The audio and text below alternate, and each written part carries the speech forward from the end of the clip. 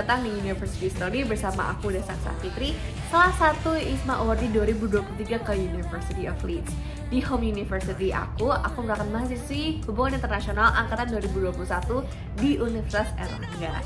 Dan aku memiliki passion yang cukup besar di bidang culture dan juga gender. Oke, dan kemudian di kesempatan kali ini aku akan menjelaskan mengapa aku memilih UK, ISMA, dan juga lebih tepatnya mengapa aku memilih University of Leeds. Jadi please stay tuned. Oke, jadi aku akan menjelaskan mengenai mengapa sih aku memilih ISMA, mengapa aku memilih University of Leeds, mengapa memilih Inggris, dan mengapa aku memilih courses-courses yang aku ambil. Oke, untuk pertama mengapa aku memilih ISMA, aku ingin mengatakan bahwa aku cukup privilege karena aku merupakan mahasiswi di hubungan internasional, dan sejak aku ospek udah lumayan banyak kakak tingkat yang mendapatkan beasiswa ISMA itu sendiri. Jadi dari awal aku sudah mendapatkan informasi yang cukup banyak mengenai apa itu ISMA, dan tentunya sebagai anak semester 1 itu merupakan satu hal yang sangat didambakan, terutama melihat kating-kating yang pada saat itu bisa berpergian dan belajar banyak hal, belajar kebudayaan asing, dan belajar bersama dengan orang-orang luar. Itu merupakan satu experience yang dari dulu aku inginkan, tetapi tidak memiliki akses untuk hal tersebut. Karena memang sebelum ISMA, program-program pertukaran pelajar hanya terbatas dengan adanya partnership antara mitra, atau jika tidak ada pun itu merupakan satu hal yang sangat costly dan sangat mahal untuk dilakukan. Dengan adanya beasiswa ISMA ini, itu membuka jalur bagi orang-orang untuk tetap mendapatkan kesempatan untuk belajar di luar negeri untuk selama 1 semester. Dan untuk mengapa memilih Inggris dan mengapa memilih UK, memilih University of Leeds. University of Leeds dan UK memang memiliki sejarah yang cukup ekstensif. Kebudayaan merupakan satu hal yang I'm really passionate about, dan UK merupakan gudang dari budaya karena memang mereka memiliki sejarah yang cukup ekstensif terhadap kebudayaan itu sendiri. Sejarah yang cukup berat dengan banyaknya penemuan-penemuan dan banyaknya eksplorasi-eksplorasi dan juga penjajahan-penjajahan yang terjadi. Dan karena itu banyak insight yang hanya unik terdapat di UK saja, terutama dengan adanya populasi imigran dan juga bagaimana itu berdampak dengan kebudayaan lokal, sehingga itu menciptakan dinamika yang sangat unik. Sehingga dari awal memang aku mengincar The United Kingdom itu sendiri, dan University of Leeds merupakan universitas unggulan dari UK yang memang memiliki fokus yang besar terhadap kebudayaan itu sendiri.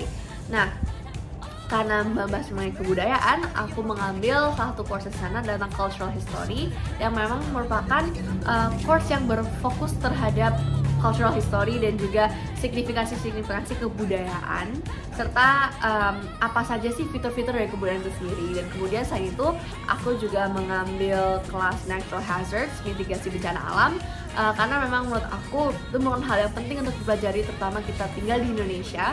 Meskipun itu memang tidak linear 100% dengan hubungan internasional, tetapi itu merupakan knowledge yang menurut aku sangat penting untuk dimiliki.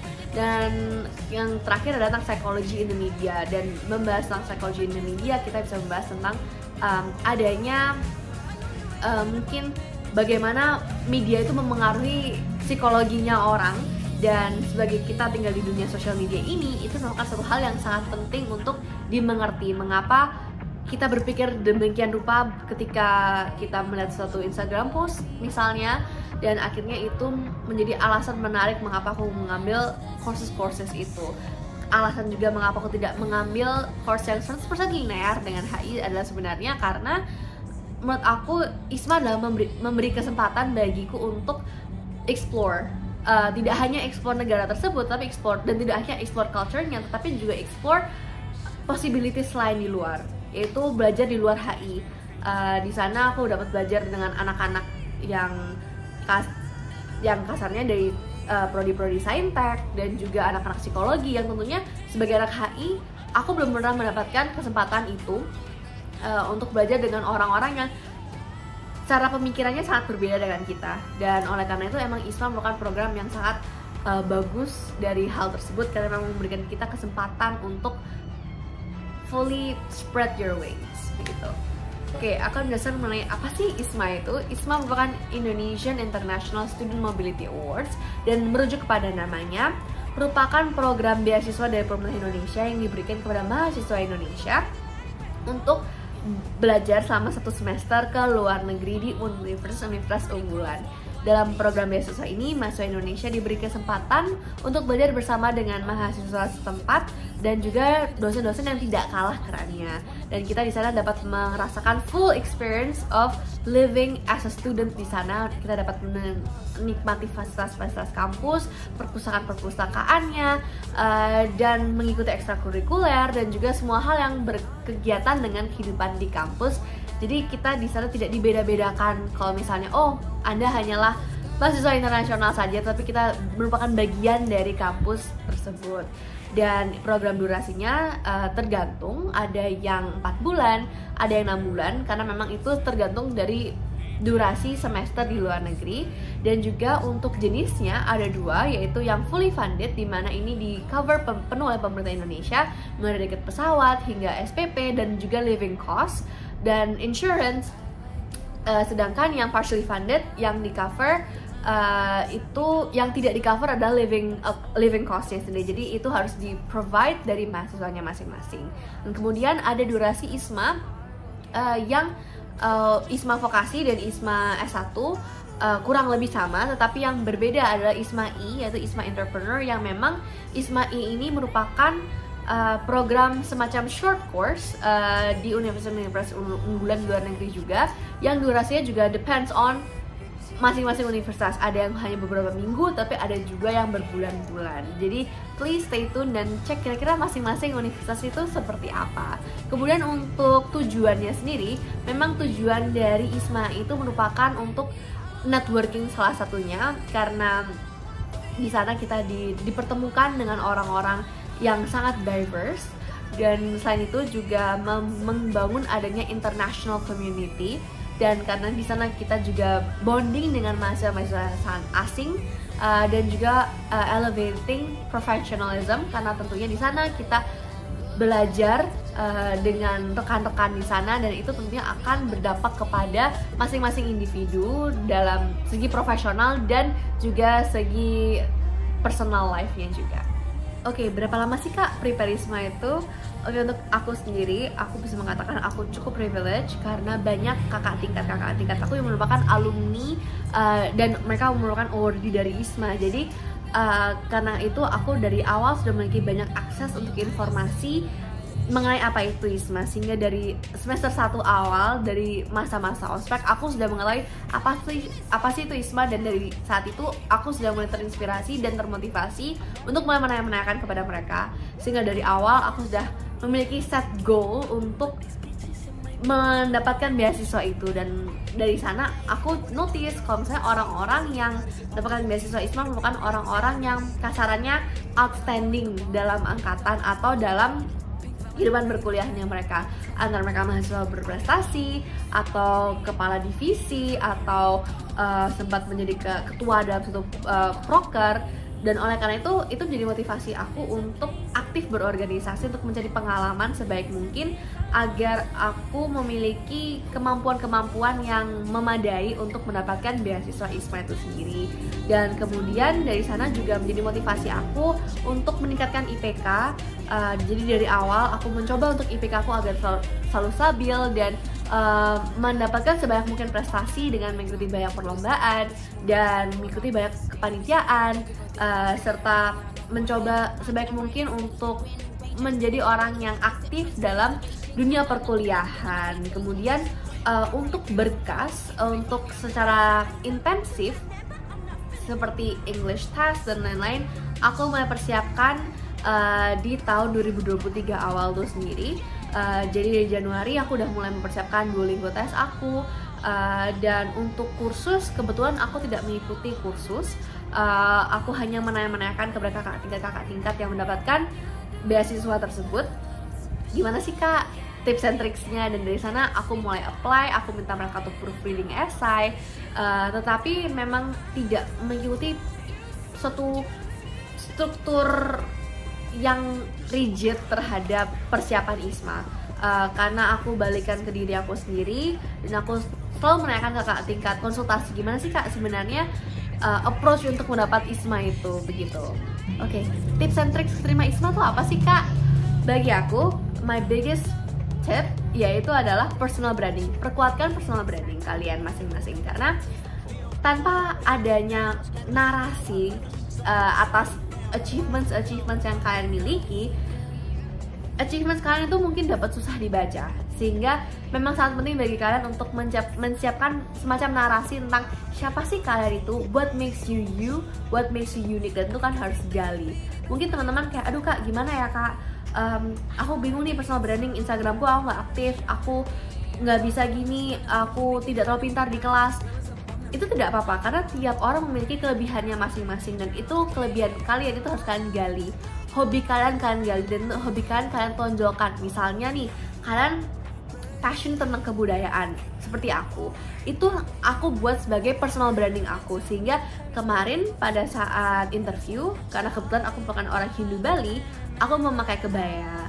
Dan pada saat itu aku juga ditanyakan mengenai filosofi nama aku dan aku dapat menjawab dan ceritakan tentang filosofi dan sejarah dari masing-masing namaku yang panjang itu. Kemudian aku menjelaskan mengenai efforts apa aja yang aku lakukan selama aku kan di sana yang berkaitan dengan kebudayaan, misalnya menari karena memang aku bisa menari Bali. Kemudian aku bisa menjelaskan mengenai apa aja sih kaitannya dengan kelas-kelas yang aku ambil di University of Leeds, seperti contohnya kelas Cultural History, dan bagaimana ilmu yang aku dapatkan dari Inggris aku dapat terapkan di Indonesia. Dan itu semua benang merahnya adalah di kebudayaan itu sendiri. Dan teman-teman harus bisa menggali kira-kira potensi teman-teman tuh di mana sih, dan apa yang membuat teman itu unik dan menonjol itu harus bisa ditonjolkan dalam interview dan esai. Kemudian per universitas masing-masing memiliki karakteristiknya masing-masing. Misalnya universitas A nih, oh dia menonjolnya di bidang ekonomi, atau di sini menonjolnya di bidang politik. Dan itu teman-teman harus bisa gali lebih dalam. Kira-kira universitas mana sih yang cocok dengan aku dan perkembangan diri aku sendiri, dan itu pasti akan sangat di-appreciate oleh ISMA begitu. Oke, untuk pengalaman jujur banyak banget ya, karena kasarnya ISMA itu 4.5 months of my life, dan memang 4.5 months itu cepat, tapi itu sangat-sangat life changing bagi aku. Aku belajar banyak sekali ilmu di sana, dan ilmu itu aku pakai hingga saat ini. Dan aku masih di otak aku masih terpikir dan terngiang-ngiang ya di otak aku kayak pengalaman aku sama di ISMA. Untuk pengalaman akademik itu cukup intensif karena aku mengambil kelas yang bukan 100% linear dengan HI, dan aku harus catch up dengan belajar pakai bahasa Inggris karena coursework pakai bahasa Inggris, lecture pakai bahasa Inggris, dan diskusi menggunakan bahasa Inggris. Jadi it really did give me a lot of perspective, karena ketika kita melihat satu isu dari berbagai pendekatan, berbagai major, dari sudut pandang yang sangat diverse, itu memang membuat kita lebih mengenal isu itu dari berbagai perspektif, dan itu memang memperkaya pengetahuan masing-masing, dan itu akhirnya membuat kita membuat decision yang lebih well informed dari sebelumnya. Kemudian untuk yang non akademik itu banyak sekali ceritanya. I did travel quite a lot in the UK. Aku sempat ke Wales. Pengalaman yang menarik bagi aku adalah aku pergi ke birthplace-nya HI. Jadi di HI itu, HI pertama di dunia merupakan HI yang di University of Aberystwyth, dan itu lokasi di Wales. Dan kebetulan aku kemarin pergi ke sana solo traveling, pergi ke birthplace-nya HI, di mana where it all started. Dan it was really touching bagi aku. Kemudian aku juga travel ke Scotland, ke Northern Ireland, ke banyak kota. Aku pergi ke banyak tempat-tempat lokasi-lokasi syutingnya Bridgerton, di Bath terutama, pergi ke London, ke capital city, has always been fun. Aku dan anak-anak ISMA awardee lainnya, kita diundang ke KBRI London bersama Duta Besar Indonesia, dan di sana dijamu untuk seharian full kita makan Indonesia di luar negeri. Kemudian Di sana aku diberi kesempatan untuk menari tarian Bali, Pendet Sempanji Semirang. Dan di sana dosenku hingga nonton, dia keluar dari kantornya untuk menonton aku menari, dan itu emang satu hal yang cukup menyentuh bagiku karena dia sampai foto dan congrats menyemangati aku karena programnya sudah selesai. Kemudian ada banyak hal menyentuh lainnya, teman-teman yang sangat so sweet. Hingga saat ini aku masih in contact dengan teman-teman internasional dan teman-teman yang I made in the UK, teman-teman ISMA aku masih sering call-callan, sehingga hingga saat ini aku masih terasa very happy that it has happened. Tentunya aku selalu kangen akan masa-masa ISMA, tetapi I'm very happy that it happened, dan berharap bagi teman-teman untuk bisa mendapatkan beasiswa ini juga dan mendapatkan kesempatan untuk belajar di luar negeri dan experience a very amazing time di luar. Do not compare yourself to others, karena terutama dengan era sosial media ini kita sering secara tidak langsung membandingkan diri kita dengan orang-orang lain, dengan nasibnya orang lain, tanpa kita mengetahui sebenarnya apa yang terjadi di balik layar hingga mereka bisa mendapatkan apa yang kita inginkan tersebut. Berapa kali mereka sudah gagal, apa saja yang mereka telah lakukan untuk mendapatkan keberhasilan dan kemenangan tersebut. Kita tidak pernah tahu apa yang terjadi di balik layar tersebut, hanya mereka yang tahu, dan karena itu merupakan perjalanannya mereka sendiri. Setiap orang memiliki perjalanan hidup masing-masing, sehingga kita tidak boleh membanding-bandingkan diri kita, karena memang setiap orang memiliki cara berpandang yang berbeda-beda, circumstances yang berbeda-beda. Jadi kita tidak boleh, ketika kita gagal terutama, kita tidak boleh feel bad for ourselves dan membanding-bandingkan diri kita ke orang lain, karena itu akan hanya melukai kita di proses. Yang perlu menjadi kata kunci adalah kita harus melihat kemenangan dan keberhasilan mereka sebagai motivasi untuk kita untuk tidak pernah berputus asa.